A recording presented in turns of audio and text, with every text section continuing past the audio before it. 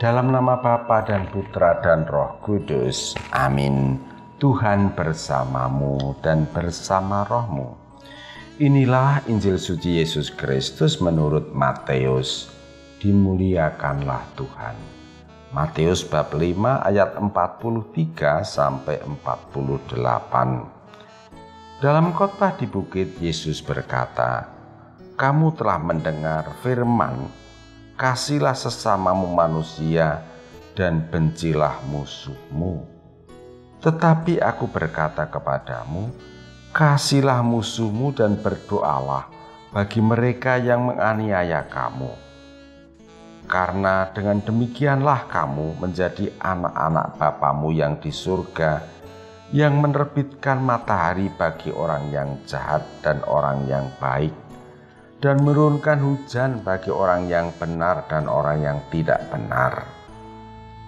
Apabila kamu mengasihi orang yang mengasihi kamu, apakah upahmu?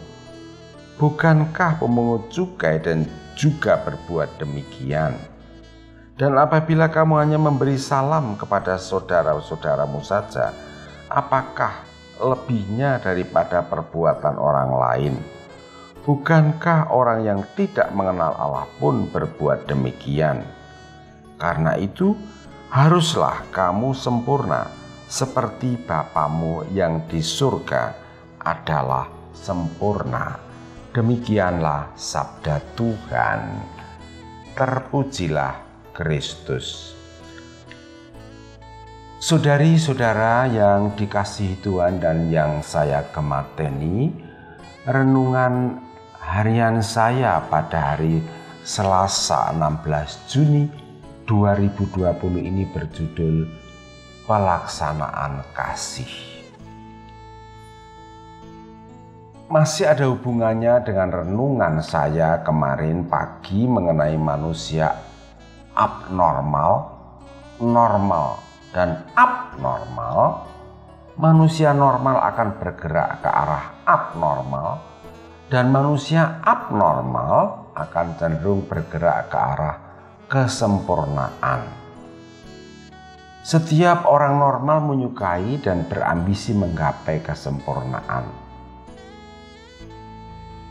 Nggayuh kasampurnaning urip, itu bahasa Jawanya. Nggayuh kasampurnaning urip itu menjadi semacam panggilan yang muncul dari dalam hati.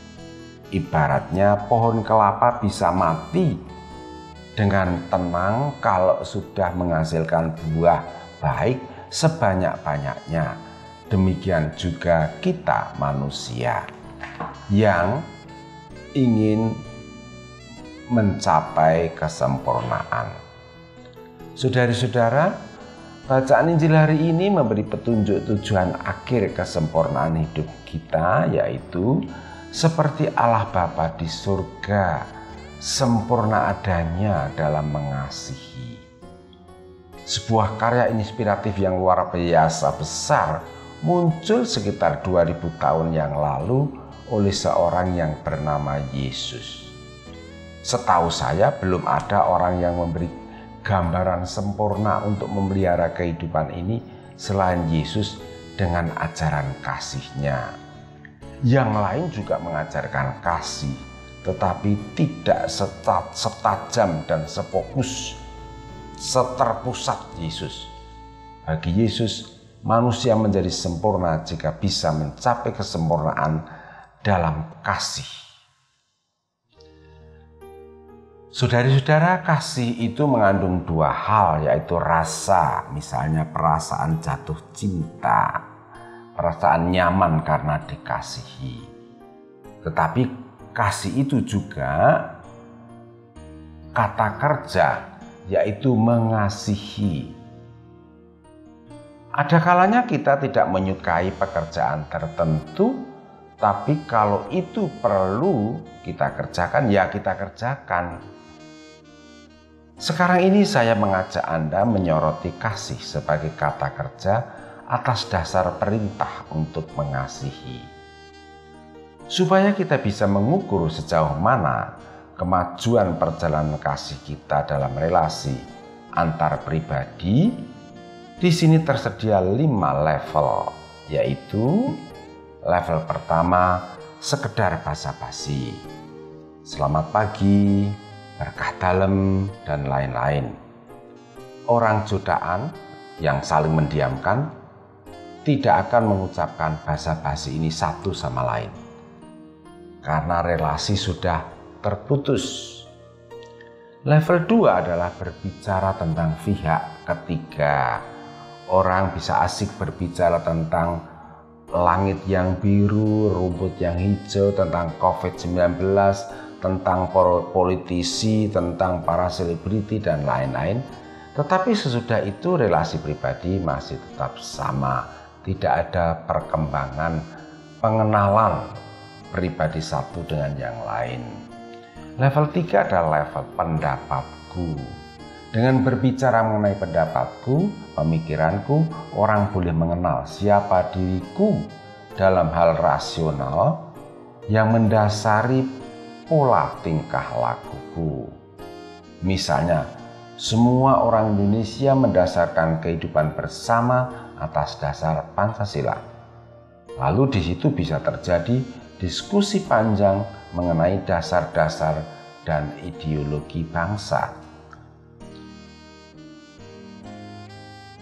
Level berikutnya adalah level keempat, lebih dalam lagi sudah masuk perasaanku.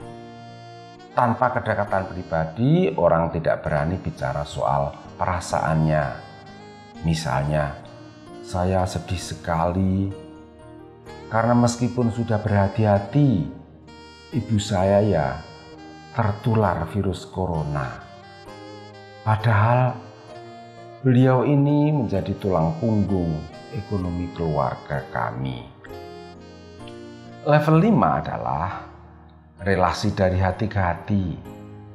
Seorang ibu yang baik akan bisa membedakan tangisan bayinya karena lapar, atau karena sakit, atau karena sekedar mengantuk. Orang dewasa bisa jadi meskipun tidak diminta menawarkan bantuan orang lain, karena tahu dari roman mukanya, raut mukanya orang itu mengharapkan bantuan. Perhatikan ungkapan dari hati ke hati ini. Ada apa ya? Sudah jam segini kok dia belum WA. Itu tandanya bahwa relasinya sudah dalam tingkat level hati ke hati. Sedangkan dalam relasi dengan sesama pada umumnya juga tersedia 5 level jangkauan kasih kita. Level 1 adalah mengasihi orang yang menyenangkan hati. Ini level paling bawah dan paling gampang karena menyenangkan. Level 2, mengasihi orang yang sama, seleranya sama, hobinya sama, sampai agamanya sama. Mudah mengasihi orang yang sama, meskipun orang tidak menyenangkan, tetapi karena mempunyai kesamaan mereka bisa saling mengasihi. Level 3, mengasihi orang yang berbeda selera, berbeda pendapat, berbeda agama, dan lain-lain. Semuanya berbeda tetapi saya berhasil mengasihi dia. Level keempat adalah mengasihi orang yang pernah menyiksa, menyakiti fisik ataupun menyakiti batin. Lalu di situ kasih berarti menyediakan pengampunan. Level kelima adalah mengasihi orang yang selama 24 jam menyiksa, yaitu mereka yang memusuhi. Level ini adalah level yang paling tinggi karena sudah bisa mengasihi semua orang, seperti Bapa di surga yang membuat mataharinya terbit bagi orang jahat dan juga bagi orang yang baik. Hujan pun diturunkannya bagi orang yang benar dan orang yang tidak benar. Saudara-saudara, karena itu, mari kita menggapai kesempurnaan dalam kasih, sebagaimana Bapa di surga sempurna adanya. Begitulah sabda Yesus. Amin. Kemuliaan kepada Bapa dan Putra dan Roh Kudus, seperti pada permulaan, sekarang, selalu, dan sepanjang segala abad. Santa Maria Fatima, doakanlah kami, dan semoga kita selalu mengalami berkat Allah yang Maha Kuasa, Bapa, Putra, dan Roh Kudus.